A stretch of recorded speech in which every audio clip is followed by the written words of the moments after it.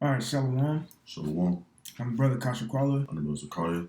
Here again with another lesson, giving all glory, honor, and praises to Yahweh, by Hashem, Yahushai, by Hashem, Akakodash.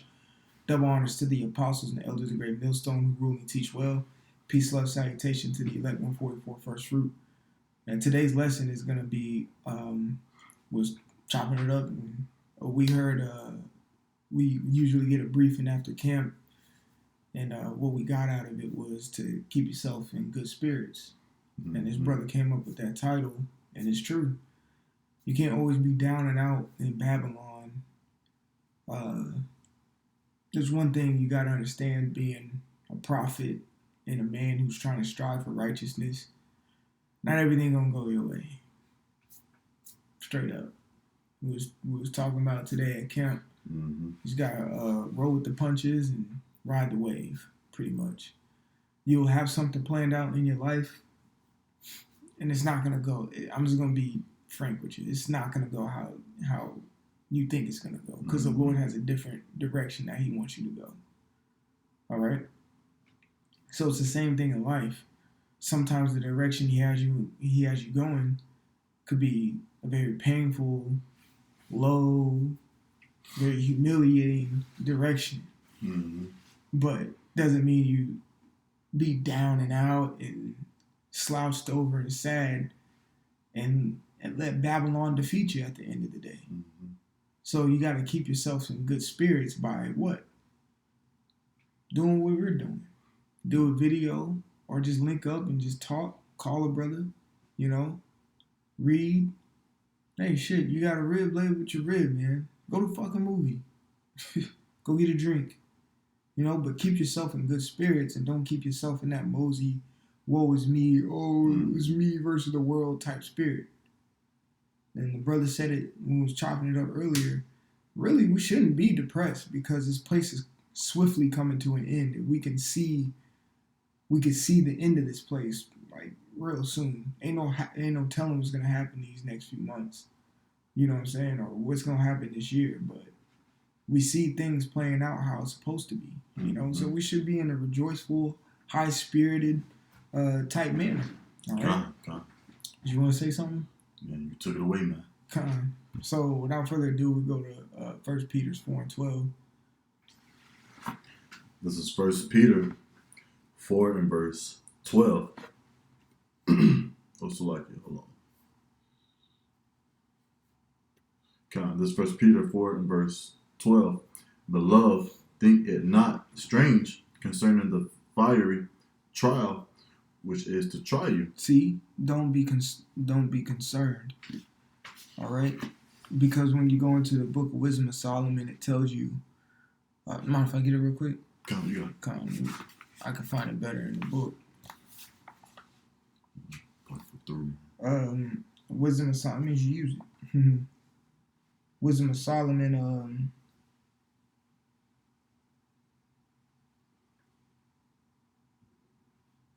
I think it's 6. Wisdom of Solomon 6 and 15. To think therefore upon her, which is wisdom, is perfection of wisdom, and whoso watcheth for her shall quickly be without care. So it's the same thing here. Beloved, think not as strange concerning the fiery trials that is to try you. Well, if you have wisdom and know that these trials are coming to you, you're gonna be without care. No, I'm not saying a nonchalant attitude about things, but you're going to be more so on a leaning on spirit to the Lord and not worried. Mm-hmm. All right. You're not concerned with these things that come your way because there's something to build you and make you a better individual in the first place. Mm-hmm. It says beloved. So we know who this is speaking to. This is speaking to the house of David. Okay. Because I think what David's name means beloved, Dawud. Mm-hmm. Dawud. And that's who they're speaking here too. He says, "Think not strange concerning the fiery trial, which is to try you." Go ahead, bro. God, and continues as though some strange thing happened unto you. Like, man, why is this happening to me? Don't be one of them. God. You know what I'm saying? Because the things that are happening to you are happening to a brother next to you as well. All right, it's nothing that's new. Mm-hmm. Ain't no new thing under the sun. The same trials you went through in your past life, you probably going through now. You know, you got it. What goes around comes around. Man. Yep. You know, we all playing our lot. You know, once again, all right. But this time we're all here at the same time. What makes it more special, you know? Yeah. Because we're here with each other, and just like what we read earlier in James, you know, the Lord's like, hey, you can't pluck them out of my hand. Mm-hmm. For I am one with the Father. Oh, John. Yeah, Con, yep. And then he also said, I'm one like the Father, but roughly paraphrasing another scripture, we're one body, man. All right, we're partakers of Yahweh Shem Yahushua. All right, he went through it, so do we. That's right. Let's just play our lot. Let me continue. It says, but rejoice. Okay, so hold that. So that's why we are doing this lesson, to keep you in good spirits. Because it said, but rejoice through your fiery trials and the things that you go through. Mm-hmm. Just rejoice. Because first off, we know this place is coming to an end. Second, the fiery trial that we're going through is for our profit. Third, a reason the fiery trial is coming your way is because the Lord dealing with you. Yeah. So you should be rejoicing. Just think of what the apostles did in the book of Acts. They got cast in prison. They rejoiced. They got beat. They rejoiced. They were happy, like, whoa, you know, like, people probably thought they were crazy, man. I just beat the rat shit out of you. Probably had black eye, busted lip, nose broke, got up. Yeah! God. Look, me and call, look, hey, man, the water for letting me get afflicted, you know, for your name's sake, you know? God, even though this life constantly throw blows at us, even though this, you know, we ain't in Jacob's trouble, things of that nature. But at the same time, on a certain level, hey, this society throw blows at you. Mm-hmm. All right, and what do we have to still rejoice? The brotherhood. All right, link up with a brother. You know, chop it up, go out. You know, do what bros do. All right? Mm-hmm. We chill, and that brings a level of happiness, a level of joyness within your spirit, man. It brings forth comfort. That's right. You start to smile, like, oh man. Then it just slips past your mind, you know? Yeah. I got a quick one for you, Uncle Sean. Man, take it away, man. This is Sirach, or the book of Ecclesiasticus 30, and I'm going to start at verse 21. It says, give not over thy mind to heaviness, and afflict not thyself in thy own counsel. Then it says, the gladness of the heart is the life of a man, and the joyness of a man prolongeth his days.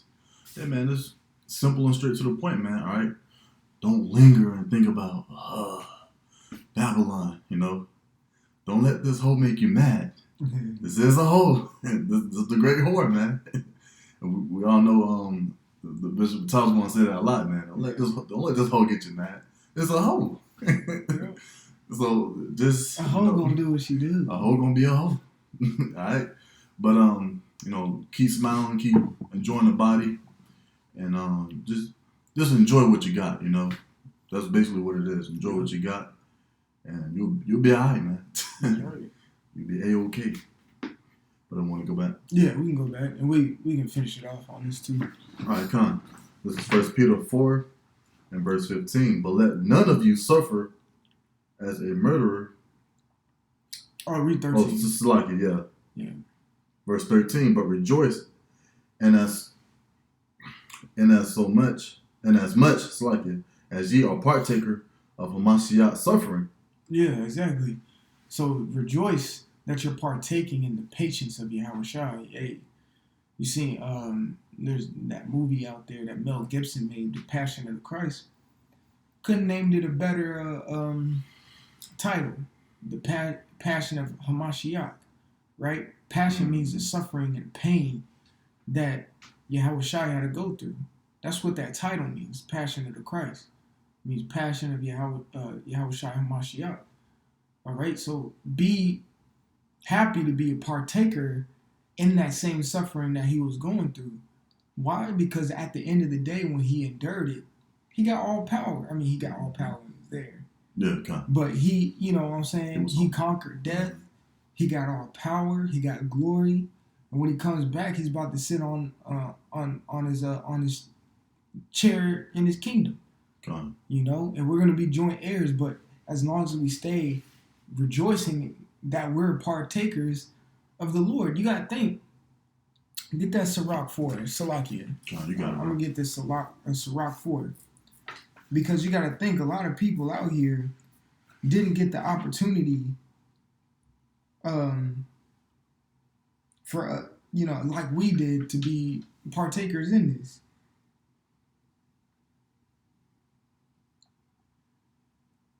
Give me 1 second. Yeah, this is Sirach chapter 3, verse 23. It says, "Be not curious in unnecessary matters, for more things are showed unto thee than men understand." Exactly. There's a lot more things that are shown unto us that we understand that a lot of people don't. And one thing people don't understand is how to actually rejoice in the Lord. You see? I got a precept. What's that?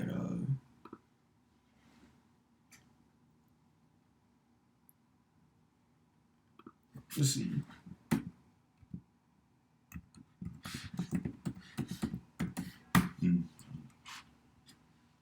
There we go. Yeah, that's what I thought it was. Psalm 37:4 says, "Delight thyself also in the Lord, and he shall give thee the desire of thine the desires of thine heart." Again, delight thyself also in the Lord. That's the point. And he shall give thee the desires of thine heart. Exactly. You delight yourself in the Lord or rejoice. Mm-hmm. Okay? How do you do that? You rejoice in the Lord by being the partakers in Yahweh's sufferings. Mm-hmm. That's how you delight yourself in the Lord. All right? Be happy that you're partakers of this suffering. Mm-hmm. Or you would be out there bullshitting like you was before you got the truth. Yeah, when the Lord wasn't dealing with us, it was in the congregation of the dead, right?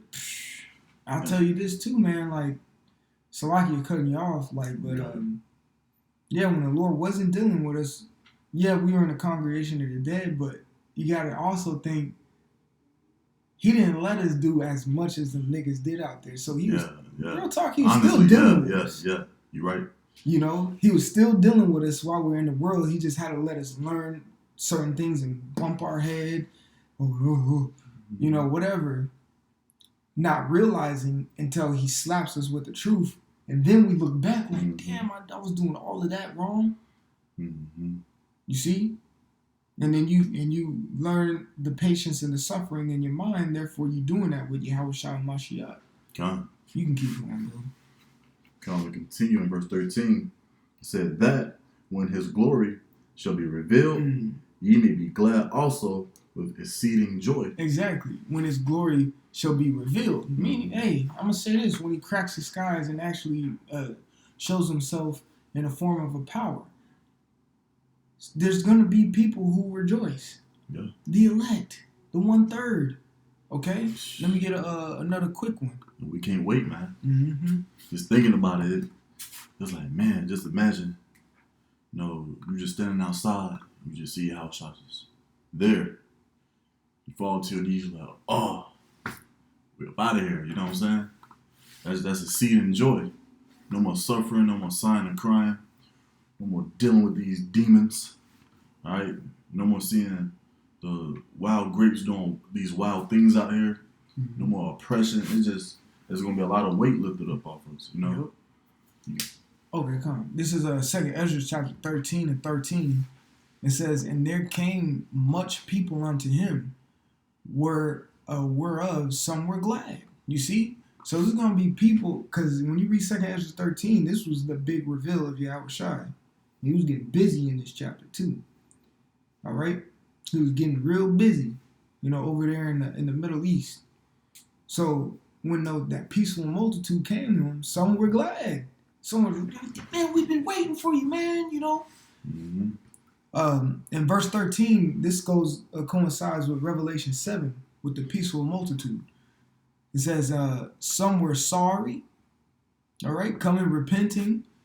Okay, well, I'm going to wrap it all together. Some of them were bound. Other some brought of them that were And the other some brought of them that were offered. Then I was sick with through great fear, and I awaked and said, well, I'm going to stop right there because that's Ezra's, he was seeing a vision. From verses 1 through 12, he saw, or 1 through 13, he saw all this happen. Mm-hmm. He was scared. Okay, like what just happened? You know what I'm saying? He was sick with fear,